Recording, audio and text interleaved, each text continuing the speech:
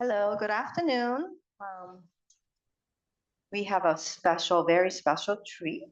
It's my honor to introduce Alice Farmer, a nurse practitioner for the past 30 years, but she's also the current senior advisor for aging at the Institute of Healthcare Improvement and chair of the Moving Forward Nursing Home Quality Coalition. And she's an adjunct faculty at the Johns Hopkins University School of Nursing.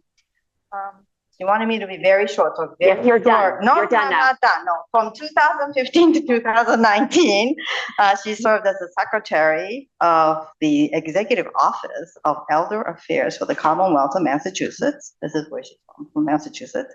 From 2011 to 2013, Dr. Bonner served as the director of the Division Nursing Home in the Center for Medicaid and Medicare Services in Baltimore, MD. Very, very impressive. She knows more about the place I work, so I'm super excited to hear from you. So thank you so much. Awesome. Thank you. Thank you.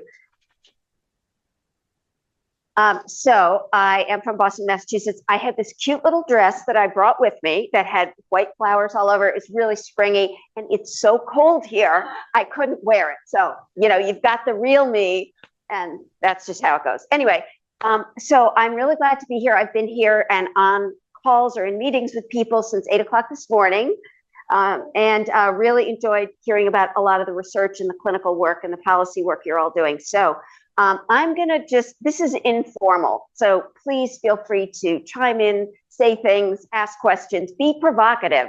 I flew 3,000 miles. I want you to be provocative, so we can have a good conversation. And I'm gonna talk about leadership, I'm gonna talk about mentorship, relationships, and advocacy. And then I'm going to talk about a couple of clinical topics and programs that we're involved with and see where we go from there. So you can read about the objectives in your written materials. I wanted to start with something that is important to a lot of us who are doing this work nationally and to you all as well. We talked about this in some of our meetings today, which is, what do people really know about nursing homes? You guys know a lot because you're in the aging, services, programs and services space. But some of you, I hope, are doing some advocacy. You're talking to legislators, you're talking to people in the state legislature or in Congress or whatever. And even people who are interested in aging may not know very much about nursing homes. So these are some of the questions we ask people when we're doing advocacy. How many US nursing homes are there? I'm going to respond because I know you guys know there's 15,000 nursing homes in the United States, but a lot of people don't have any idea of the order of magnitude, and particularly in their own state, how many. There's about, 1,200 or something in California, I think. How many people live in US nursing homes? Depending on what you read, 1.2, 1.3 million people. So a much smaller percentage of the older adult population. Most people live at home. Who works in US nursing homes? This is one of the most common misconceptions. We were on the phone with a wonderful senator from the state of Oregon, and we started talking about CNAs, certified nursing assistants, and how they provide care 8 hours a day, 8 hours a shift every day. And her eyes just got bigger and bigger because she did not know that was the group of people, these people who many of them live in poverty, they're on public assistance. And people think doctors and RNs are running around nursing homes all the time. What's the most rapidly growing age group of people who live in nursing homes? Thoughts? Yes? People under 65, younger people than many traditional nursing homes. People are living longer with chronic illnesses and winding up in nursing homes, but substance use disorders, mental and behavioral health, things like that. On average, how many medications does a nursing home resident take? The number was lower than what I thought it was going to be. It's actually about 7 or 8, right? When they come in, they're on 25, right? And you're whittling down and seeing what you can do. How many people do you think can name 6 activities of daily living, right? Bathing, dressing, eating, transferring, locomotion, using the bathroom. Again, those are not common things that people just know. What are the 3 primary payment mechanisms for nursing homes? This is the last slide on this. If you ask people who are making policy, a lot of people would say, well, Medicare pays, doesn't it? 60 to 70% Medicaid depending on what area you're in, about 12% if the nursing home is doing post-acute or subacute care, and about 25% are private pay. That's because people spend down and ultimately will go on to Medicaid in many cases. Last question, what's the average occupancy of US nursing homes right now? Might be lower than you think. Actually about 80 or 81% occupancy. For a nursing home to be able to meet their financial needs, they need to be operating in the 90% occupancy range, because otherwise they have staff there in case they get admissions, but they're not filling their beds, so they're not getting revenue in. So it matters that people know about this stuff, and understanding what drives occupancy is, there's researchers who just study that one aspect of care. So I'm going to tell a few personal stories. This is a picture of my mother, who lived for about 12 years with Alzheimer's disease. And toward the end of her life, she lived in a very, very good assisted living in Massachusetts. And one day she decided she wanted to bake cookies. And she was absolutely insistent on wanting to bake cookies. And she wasn't allowed to use the kitchen on her own. And it was lunchtime. So none of the PCAs, nobody was around to help her. She was getting more and more upset. So Beth Vittori, who was the director of the entire campus, was walking by and saw the interactions. She actually stopped and baked cookies with my mother. And that, I know that doesn't happen every day. It sounds like such a Cinderella, story ending there.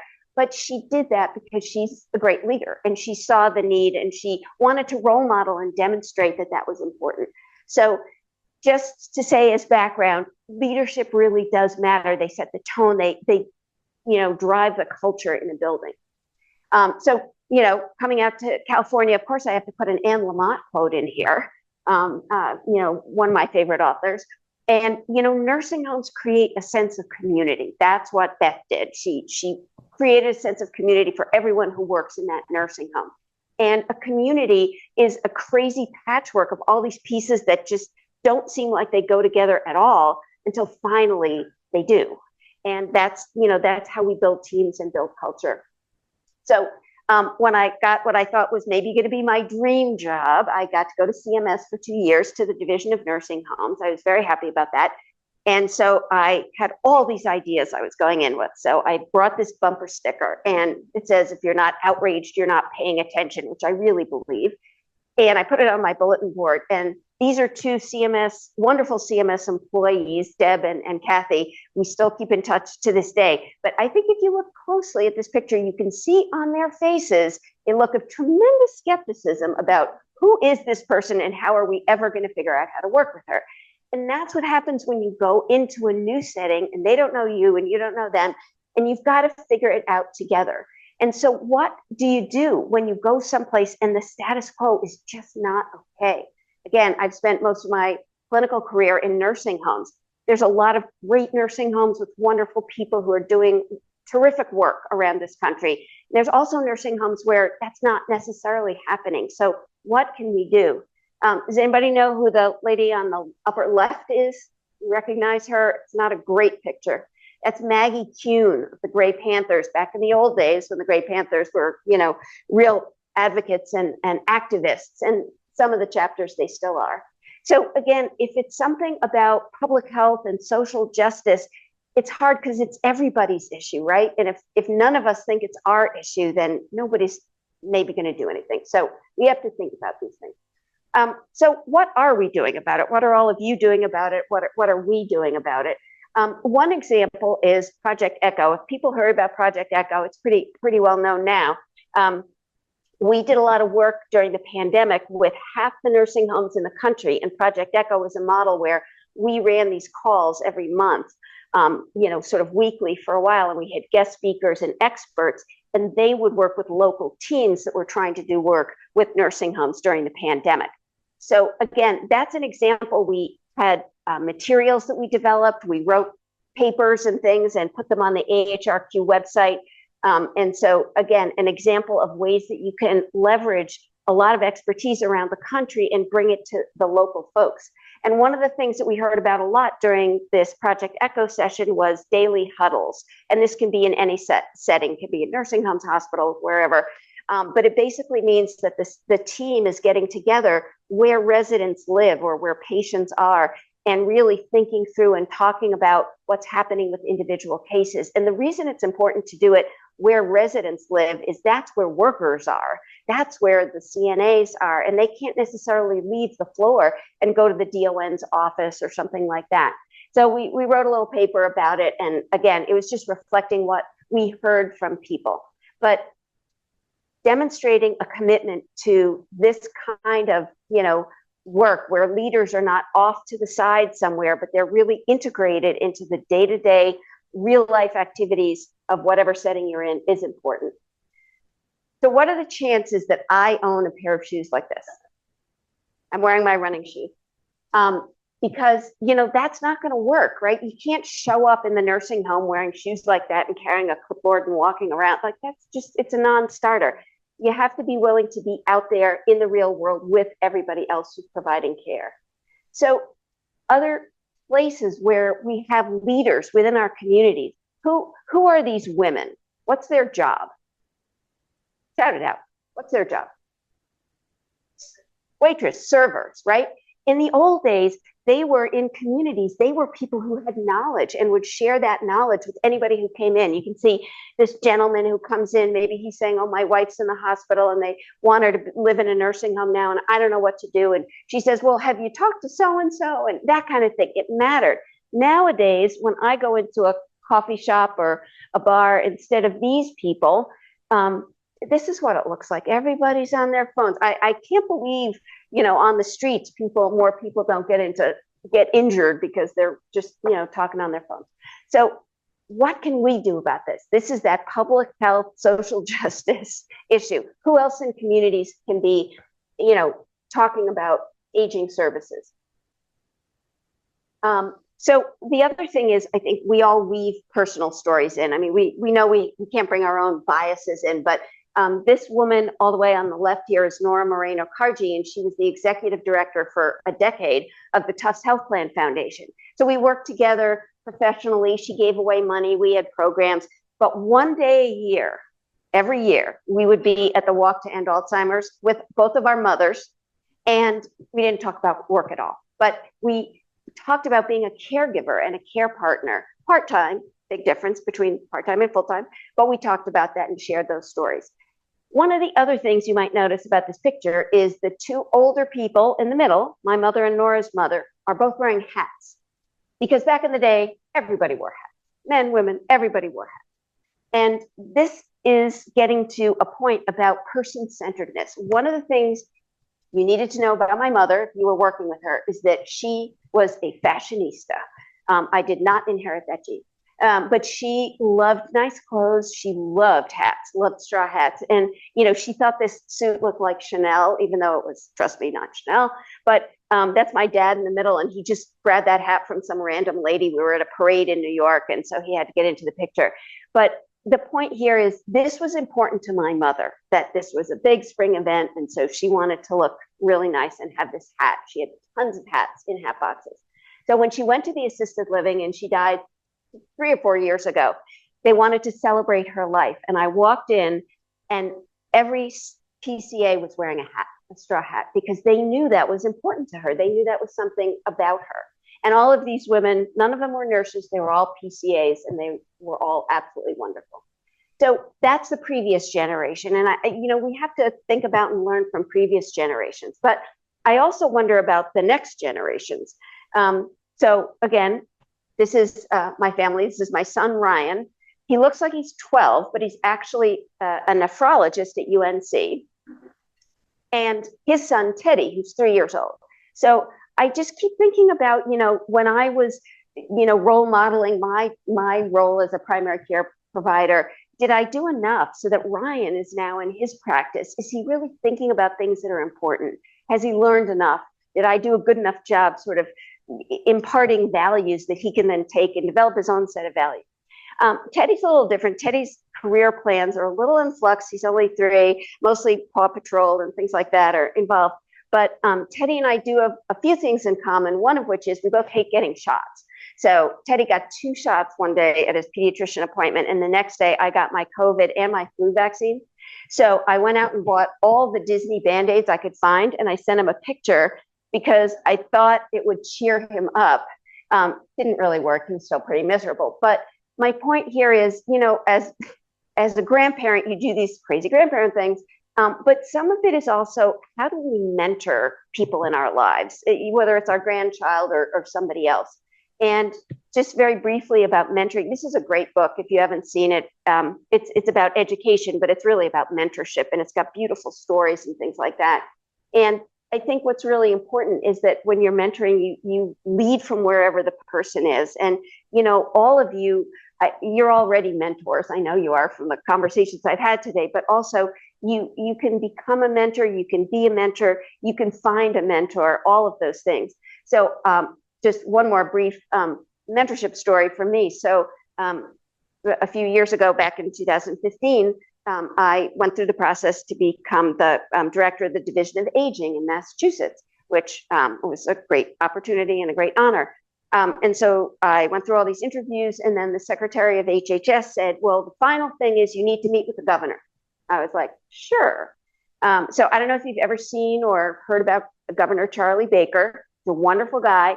He's 6'6". He has just piercing blue eyes, and he's terrifying if you don't know him. And so I did everything I could think of doing to prepare. I read through the regulations. I read through all the state, policies.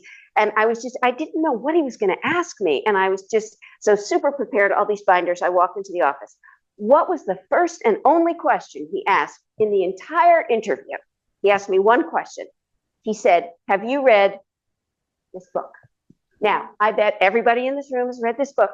By some stroke of luck, I had literally finished it 2 weeks earlier. And if you've read it, it's all about mentorship. It's all about mentoring, and a lot of it with nursing homes. So I was fortunate that happened, and I did in fact get the job. And then Charlie and I worked together for a while, and he's now off on his next adventures. But it's not about being someone like a world famous surgeon who wrote a bestseller. It's about just the power of one person doing one thing and really focusing on that. So any of us can do that.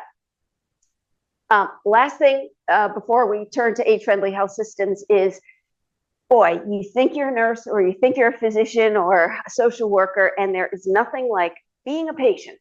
And I had this experience back in 2019, and I'll tell you a little bit more about it. So again, I am wearing my running sneakers. I love to run, even if I only run 3 miles. It's what I like to do.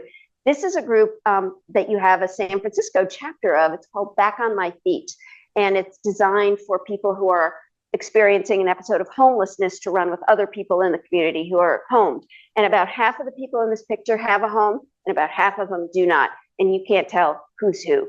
But the dog, that's Brody, that was our dog. She was sort of one of our mascots. Anyway, so one day I was running all by myself, not with the team, and it was super busy. It was the middle of the day, and I was running on the streets in Boston, and there was a guy on a bicycle who we didn't see each other at all. So he crashed into me, knocked me over, and he knocked me, I hit my head on the concrete, and I was unconscious, reportedly, for a couple of minutes. I happened to live about 3 blocks from a huge Boston teaching hospital, which was just incredibly fortunate because there was a great team of neurosurgeons and other people there. They took me right to surgery. I was in the ICU, the neuro ICU, for like 9 days. Have no memory of that. And then I was in rehab for 3 or 4 weeks. And then I got to go home again. And while I was in between my second surgery, my first and second surgery, I had to wear this helmet all the time whenever I was out of bed, which of course I forgot to do all the time, or I just was lazy and didn't do. And my husband, who's a retired physician, would get super upset. And, they told my family that I might need to live in a nursing home because I never could have stood up here and talked like this right after the injury. I couldn't even be on calls. I couldn't understand, how to communicate and things like that. And nobody could say whether or not I was going to get better.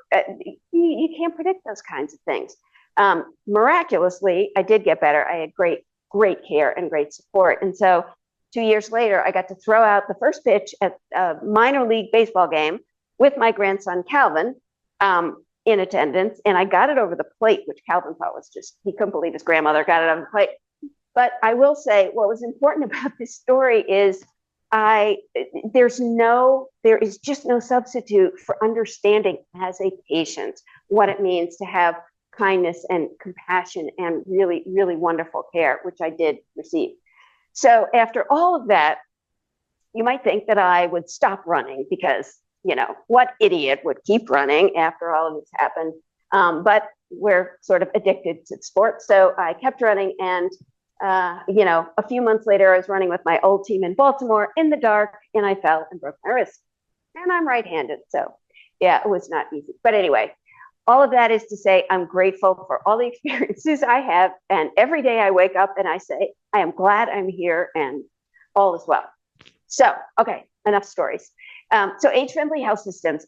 Stephanie Rogers is not here, but she might be online. Oh, she is online. Okay. Hi, Stephanie. Stephanie does a lot of great work with many of you, and she and I talked briefly about age-friendly. So I know you guys are honestly ahead of the curve compared to a lot of the United States. So I'm going to go through these relatively quickly, but age-friendly is part of a national and international movement so that every episode of care with every older adult in every setting is equitable age-friendly care. And it's based on evidence-based principles, which we call the 4 M's. I'll tell you more about that in a minute. It causes no harm, and it's what matters most to the older person, not their nephew, not their daughter-in-law, not somebody else, but to the older adult. Although care partners are very important in a lot of families, and we want to recognize them. These are the 4 M's. This is a standard graphic that we use and share widely. You've probably seen it. And again, it goes through each of the 4 M's, a brief description of it and how they're all presented as a set. They are a set. If you want to become recognized as age-friendly, all 4 M's have to be delivered each time. If you really want to boil it down into its simplest form, age-friendly is just saying that in age-friendly health systems, you assess each older person and then you act on that assessment each time. We do a pretty good job most places with assessment, but sometimes that goes in the back of the electronic record or the paper record, and people don't actually act on what we found out. So age-friendly is acting on what we find out in the assessment. Just a very brief graph showing you the trajectory of growth of the number of health systems around the country over time. And the little arrows are where there's been like an action community or some sort of group of a network of organizations that have all joined and worked together at the same time. So, if you're into counting things, this is the counts over time. So we started with, 5 or 6 health systems, and now we have over 5,000 health systems that are recognized at that level 1, which just means you say you've got a plan. Here's what we're going to do for each of the 4 M's. You fill out a care description form, you submit it to IHI, we review it. That's pretty much what level 1 is. And then the committed to care excellence, or level 2, is when there's data that you submit, de-identified, just the counts of older adults who are served, just so that IHI can track over time how the movement is growing. This is what a care description form looks like. They are online with IHI. They're downloadable for free. You can fill out the first page of demographics, and this is an example for mentation. So for each of the 4 M's, there's a page. You tell what you're doing, how often, who's doing it. You submit it to IHI. It's really pretty simple. It really is a low burden process. We have a number of tools and resources and guides that are on our website that are also free and downloadable. A lot of them were developed with health systems like yours, or with nursing homes and advocates, home health. And with the guide to care of older adults in nursing homes, we tested it with a bunch of nursing homes who came back to us and said, this is not good. It's too long, it's too detailed. We don't need this stuff. Let's make a workbook that could just be what the direct care teams need. So we did, and they tested it and helped us develop it, and it was really good, and it's available online. There's also each of the care settings that we recognize has its own guide, and it's just showing you across the bottom kind of the trajectory over time. But now we also have the one for home health. So these guides have lots of really good information about what to do, how to put your team together, how to talk about age-friendly. There's other documents that are also useful. For example, how to have a conversation about what matters. Again, I think many of us think we know how to do this, and I thought I was pretty good. after my years of clinical practice, but when I read through these things in the guide, I thought, I wouldn't have thought to say it that way. That's a really good phrasing. So I learned a lot from this tool. And the latest one is My Health Checklist, which just came out recently. And it's a tool that older people use, and then they can fill it out. It gives them an idea of what to ask when they go to their primary care visit or talk with their hospitalist or anybody about their health. So that's also available online. Those can be printed. We did a presentation a couple of months ago at a senior center in Worcester. We brought 80 copies. They all disappeared. The older people took all of them. And then, just again, I know there's researchers here. I know there's researchers that are also on the phone. It's really important that we continue to build the evidence base. This is I think one of the best papers written by Dr. Andrea Schwartz, Dr. Marcus Rupp, and their colleagues. And it shows the actual outcomes and impact of implementation of age-friendly health systems. And so we need more research in different settings that will actually do this. We have a lot of papers about age-friendly, but a lot of them are qualitative or exploratory, and we need to really continue to push the envelope on this. You have Dr. Julia Adler-Milstein, who's here at UCSF, and she's got a group of researchers that are working together to build the evidence. So again, all good things. So this slide is important because it's showing the new CMS, relatively new CMS measures for age-friendly health systems. These just went into place in January, and they map really nicely to the domains. The measures for CMS map nicely to each of the 4 M's within age-friendly. So Dr. Michelle Schreiber and her whole team at CMS said, we think this is important. We want there to be measures because we want to be able to tell what's changing and how is it changing and what's the impact if people implement age-friendly health systems. So as of 2026 in the spring, hospitals will be required to actually report and have their data sent in. And by the fall of 2026, which is going to come really quickly, they're going to be held accountable for submitting the data. And then CMS is going to continue to go from there. In your handouts or in the slides, those are 3 hyperlinks that you could go to learn more about the measures. But a lot of it is CMS is still figuring this out because these are new. So I think your feedback and input will be helpful.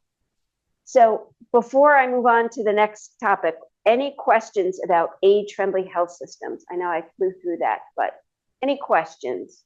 Can I ask a quick question? You're the chief, you can ask anything. How are health systems going to be held accountable for sending in these age-friendly health system measures? That's a great question. And the answer is there may be 2 ways. One, carrot and stick, right? So they may be rewarded for sending in their measures on time, and CMS may give them some extra reimbursement or credit or something like that. And they might be penalized by CMS if they don't do that. So those would be 2 examples. Okay, and you can go back to questions about age-friendly as we continue to move through. So the Moving Forward Coalition, you may not have heard of us. I know a lot of people today said to me that they have not, and that's understandable because we're very small. But 3 years ago, we responded to the National Academies of Sciences, Engineering, and Medicine report that came out. And we were brought together by the John A. Hartford Foundation because they said, well, there's this great report, but what if nobody does anything with it? So they said, what if we brought a group of organizations, a coalition together from around the country, and they all worked on improving quality of life for nursing home residents. And so we worked on our vision, which is that every nursing home is or can be a community in which lives are nurtured, residents are empowered, and where people want to work. They want to work there. So this is what the NASM report looks like. It's a 600-page report. Hopefully you have a dog-eared copy, as I do. And again, as I said, the worry was that it would just sit on a shelf somewhere and no one would do anything with it. So what we came together, as I said, we convened, we reached out to people to organize work groups. We had 7 work groups. We prioritized from those 600 pages. We just got it down to a handful of priority recommendations. And we wrote action plans. The committees wrote action plans. And so we have 9 action plans that are posted on our website. And now we're still in this stage 4 even past that date, we're still testing and testing out implementation of the action plans in communities, and we're doing that around the country. So these are the 9 action plan topics, and the arrows are pointing to the 3 that were most recently identified as our priority projects, because we said we can't do all 9. We'll never get anything done. So let me tell you a little bit about these 3 priorities. Every single week, every single day, practically, we hear about staffing challenges. And I know you guys do too. And that's across settings, but in particular in nursing homes. And these are a couple of papers. John Boglis and David Grabowski write about this quite a bit. But, you know, a lot of CNAs left nursing home practice. And so the workforce was destabilized. So it was in tough shape to begin with, but it was even worse after the pandemic. So we got involved with the Geriatric Workforce Enhancement Program, which is through HRSA, so federally funded program. In July, they gave out 42 new GWEPs. I know, sadly, you guys did not get one, but there's 2 in California, Azusa Pacific and UC San Diego. And the GWEPs are charged with 12 different requirements, one of which is to set up a registered apprenticeship program for direct care workers in their area. And we said to the GWEP organization, we would love to be a resource and provide technical assistance to any of the GWEPs that want to do this for CNAs in nursing homes. So we thought maybe we'll get 3, maybe 5. 19 have signed up. This slide's outdated. 19 have now signed up to be working with registered apprenticeship programs with nursing homes, employers in their area. This is potentially a huge deal. This could be transformative because GWEPs around the country can come together and compare notes and best practices and things. So we have a meeting in Chicago in another 10 days. We're going to talk to all the GWEPs. We're going to meet with them there. And there's every type of level of understanding of registered apprenticeships, from I don't even know what they are, but I'm really dedicated and I really want to learn and do a good job, to people who've been doing this for years and have been refunded multiple times as a GWEP and are really mentoring and leading in this work. Second priority project, strengthening resident councils. Again, you guys probably know this, but in the federal regulations for nursing homes, there's a requirement that every nursing home must provide support for a resident council if even 1 or 2 residents want to have it.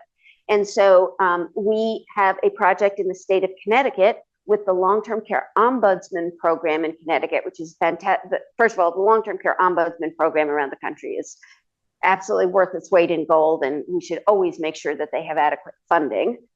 In Connecticut, they have national leadership, and so they put together 25 nursing homes that volunteered to work with the ombudsman on strengthening resident councils. And this is a picture of Jeanette Sullivan-Martinez, who's on our steering committee. She is a nursing home resident for many years, and she's very vocal in her advocacy, and she testifies at the State House and does all sorts of really wonderful things. As part of this work, for the first couple of years of moving forward, the committee worked on developing a guide and a process. So this guide, it looks just like that, is on our website, free, downloadable. Any nursing home can take it and use it. And it will guide the nursing home in how to support resident council. And, you know, nursing homes have different ideas about what that looks like, but the nursing home residents, the residents themselves, really need to guide the council. So that's the second priority project. And the third one, it's one more picture of my dad, because he thought that was the biggest fish he had ever caught. And he was very happy when he was in a boat. But this is, you know, you had to know him and know that that was who he was, and that's what he cared about. When he was really sick at the end of his life, he didn't look like that guy. But anyway, the third priority project is about asking people what matters to them and getting to know them and getting to know what their goals are. So a different committee, a very large committee with people from all over the country, put together a different guide and process, which is free, downloadable on our website. And now we're testing it in Kansas with 6 nursing homes. They're actively trying to figure out together, so how can we put this into practice? How can we make this happen in real life? So these are, again, these are ways you can access the information. But I would just say, you know, look at the Moving Forward Coalition website. It's easy to find. Just pop it into your search engine and it'll pop right up. You're welcome to join. There's no fee and no requirements. Just, we'll send you our newsletter every month, and you can take a look and give us your ideas. So, all right, so that's a lot of background about programs. I just wanted to share something that's going back a ways in terms of a clinical topic that I know is relevant to, I think, just about everybody here, which is antipsychotic use in nursing homes. So I know not everybody works in a nursing home, but this is actually about policy and program development too. So just as an example. So when I had first gone to CMS, I didn't know anybody there. I didn't know what I was doing, but we won't dwell on that. Anyway, one day there was a call from the CMS administrator, who was Dr. Berwick at the time, and he needed somebody from the Division of Nursing Homes to go down for a meeting with the advocates on antipsychotic use in nursing homes. And my boss, Thomas Hamilton, was tied up with something else. So he said, you can go. I was so excited. I got to drive back to Washington and the whole thing. So I'm in the room with all the advocates. They had piles of data, just tremendous work that they had done. And so Dr. Berwick said, well, who's responsible for all this antipsychotic use in nursing homes? And of course, I had to say, well, we are. And so fortunately, Thomas Hamilton said, well, this seems like something that would be good for us to do. Let's take this on. Let's make this a priority. Let's figure out more about this. There was an OIG report that came out and lots of other background information. So again, I know this audience probably knows this, but not a lot of people outside of our nursing home world know that there was like 30% of people who live in nursing homes were receiving antipsychotics without a valid clinical indication, without any clinical indication. And in many cases, again, the dose was too high, the frequency was too high, nobody was monitoring side effects. All of these problems were happening. In addition to the black box warning on the older traditional agents, there was also a black box warning added to the newer atypical agents that were used more often in older people. So, people were starting to recognize, oh, people are dying sooner who are on these medications, and they don't even have an indication to be on them. Again, this is a graph showing you the difference in prevalence used by state. I know it's hard to see, but I put an arrow where California is. So pretty good. You guys are in the, lower prevalence states. But again, why is there that state to state difference? Why did the prescribing patterns vary so much? We thought that was pretty interesting. So what happened as a result of these meetings, this one meeting, was CMS, we came up with the CMS National Partnership to Improve Dementia Care. And the focus was really trying to be on individuals who are living with dementia, who were prescribed these medications for sedation or staff convenience or things like that we know are not right.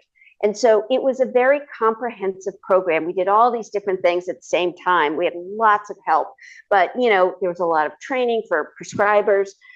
There was research, there was quality measurement. How are we going to identify whether or not reducing antipsychotics is going to lead to improved outcomes? Are there going to be adverse events that we didn't suspect? We did a lot with public reporting.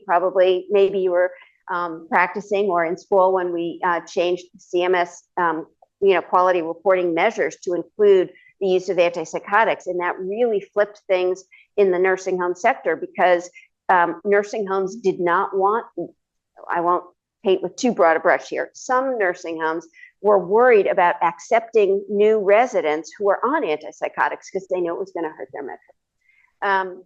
And so these were all the things that were happening. So now this is tonight. So it's 11 p.m. tonight, and you're on call, you're on service.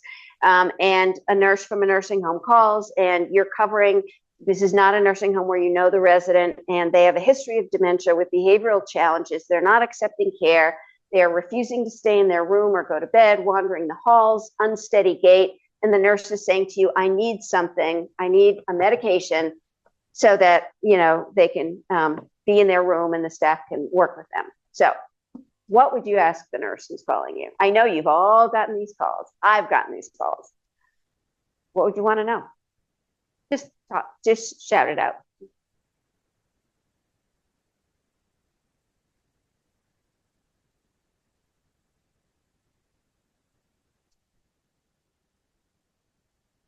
Great question. What else? Right. How about, do you know this resident?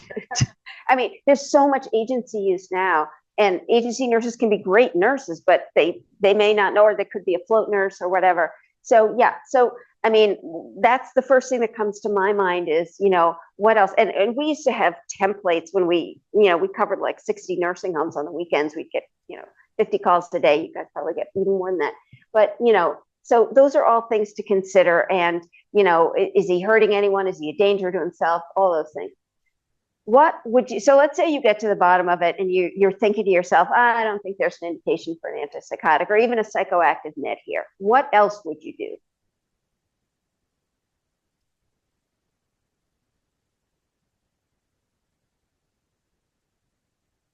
Beautiful.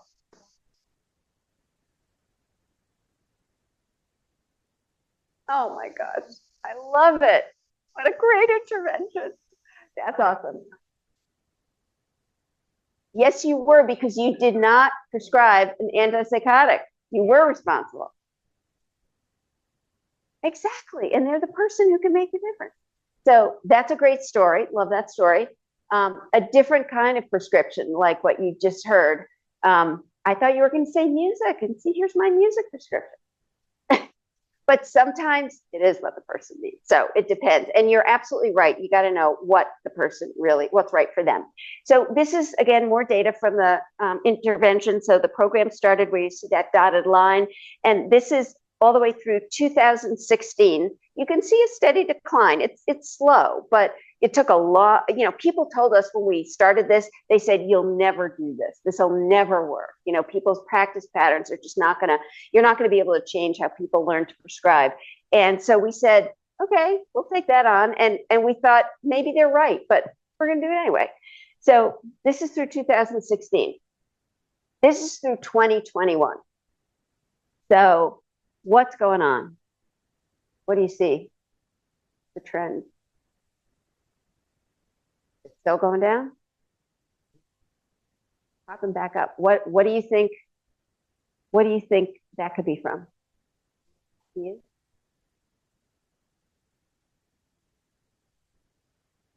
Pandemic. Yeah. Staffing is a big part of it. And the other thing is, program fatigue does happen. And you can have these great programs, the honeymoon, it's all wonderful. You're seeing the great data, and then it can sort of wane over time. So again, if I were in my old job, this would have been my responsibility, along with everybody else on the team, but my responsibility. And so, the question is, how do you adjust your policy then? Some of the things that happened that also were predicted were people said prescribers are just going to switch to a different category of drugs that are not antipsychotics. They're going to switch to, anti-seizure drugs and things like that. That happened, absolutely happened. And so then you're like, okay, well, we drove that with the measures that we created. So we need to think about things like that. So what are more recent studies telling us about the use of antipsychotics? And I pulled this is literally from the last couple of weeks. So this is very recent. This was about visitation and whether or not that had any relationship. And they did not find an association in this particular paper. But again, just to say, these things happen over time. Sometimes things improve for a while, then maybe they don't again. And, policy is ongoing. So just some final thoughts about leadership. And again, these are things, any of you could have these slides and probably think about these things, but, these are actual characteristics of leaders that are written about, and some things to think about. People are visible, they're out there on the units, no green high-heeled shoes. They think strategically, but they also think very tactically. They're close to the work. They know what's happening on the units. And they're brave, they're courageous, they're willing to take a reasonable risk if there's a reward that they see that could come with that. This is William Morgan. He's a delightful gentleman. He lives in a nursing home in Connecticut, sat next to me at a table at an event, begged me for one of our hats, so we gave him one. He's the president of his resident council, and it's important that people like William Morgan get to talk about themselves and get to tell their stories. It's not the same if I translate for him. Also finding unusual suspects. Who else is out there who could be an advocate? Maybe it's somebody outside of healthcare. There's a lot of legal groups and advocacy groups.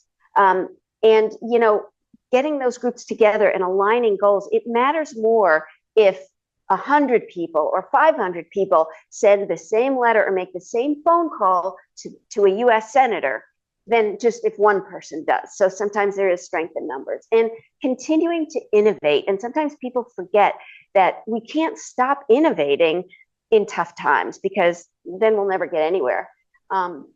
Someone once asked Miles Davis, allegedly, and I hope people still know who Miles Davis is, great jazz musician. They said, what makes jazz different from other kinds of music? And he took out a piece of sheet music and said, see all these notes? He said, jazz is when you play the notes that you don't see. And so that's true for all of us. That's how we innovate. We go out, we do it, we play the notes that we don't see. So what do all of us need to be a champion, to be part of this movement? We need a lot. This is not easy, This guy's pushing the car to the next gas station. It's far away. There's a lot of stuff happening right now that's really challenging for all of us. I thought about taking this slide out because I don't need to say this to this group, because you're already well on your way with all of the work that you're doing on Age Friendly. But for some people, they really just need to start. Nobody's going to send you an invitation in the mail. You just need to start. And sometimes we get inspiration from a long time ago. So who said this? I do not pretend to teach her how, I ask her to teach herself. And for this purpose, I venture to give her some hints. Who said that? Take your best guess. Am I the only nurse in the room? 1859. I have my notes on nursing book that a colleague gave me. It is always on my bookshelf and within reach. So I think we talked about all of these things today. I know I went through a lot pretty quickly, but the people we work with, those teams, they need champions, and they need us and we need them. But it's always gets back to relationships. I started and I'll end here. So my mother, even when she was pretty advanced in her dementia, we would go to the sugar shack in Massachusetts. That's a thing, where the maple sap comes off the trees. And there was always a line out the door on the weekend, like 20 people. And this lady worked behind the desk. She owned the place. And when she saw my mother, she would stop what she was doing and she'd come all the way to the end of the line and give her a hug and say, Joan, I'm so glad you're here, because they used to be in a singing group together. That's how they knew one another. And it was wonderful. So this is you guys. You're the team and we believe in you. And you got this. So I hope there was some new things there, some things that were helpful, and we have time for questions. And you have the mic, so. And as people are thinking about questions, I want to come up and just thank you for an inspiring talk and just amazing body of work that you have done. And we are giving you a little plaque. It says, "A teacher affects eternity." And hopefully it won't weigh down your luggage too much. But anyway, we really appreciate you coming all the way out and spending all your time. Thank you for taking the time to speak with me today. Many of you did. So thank you. No, it's very much appreciated. Do we have any questions? I can always ask my first question. I'm always interested in how to get more health systems to uptake the 4Ms or the age-friendly health systems. Are there things that you found? I mean, obviously you've seen an increase, but it's still, there's many more things that we could do differently. I don't know. Can you think of ways to further expand the age-friendly health system to other systems? Or I'll reflect on what we hear from hospital CEOs, health system CEOs, nursing home CEOs, home health, across the board. They really want to see more data. They want to see more research. And, I totally think that's right. I think we need more research. We have some good research already. We're building a good foundation. But, if we really want age friendly to take off, nationwide, internationally, we need to demonstrate the outcomes, because, again, there's so many things that these big health systems are being asked to do. So they're making tough decisions. So I honestly think that's a lot of it. I think the other thing, and we were talking, the fellows and I were talking about how a lot of organizations think they're doing it. They think they're doing it. We take care of old people. I'm family practice, everybody from, cradle to grave, and, and they don't, unless they actually looked at their own documents in their own records, they wouldn't see that sometimes they are doing it, but they're not always doing it. And, is everybody on the team involved? If someone has a fall and, they have an injury, and do they get referred to physical therapy? You guys would all say, well, of course, that'd be automatic, but that doesn't always happen.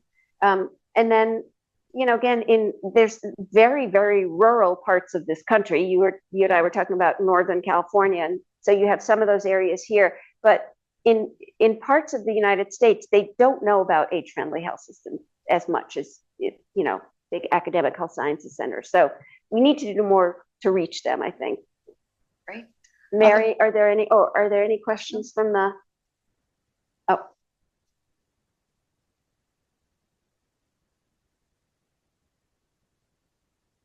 Okay, so this is Jenny Shin Hansen says, "Hi, Alice. Hi, Jenny. So glad you're here. Given the latest apparent lack of support by the federal administration on staffing requirements, as well as the threat to the Medicaid program, how is Moving Forward and other advocates of strengthening nursing homes thinking about what's next?" Jenny, I always love your questions. I do. Perfect question, right? So we've done a couple of things. On our website. If you guys go to the website, right on the homepage, you'll see pop up a statement, a public statement that was written by our steering committee. And it basically calls into question recent federal actions and executive orders that have come out that appear to be potentially threatening, the health and safety of a lot of people. So that would be the Medicaid piece. So I think we all, again, it's what I said about public health and social justice. It cannot just be Moving Forward. We have, 2,000 people that are signed up for Moving Forward. That's a small number.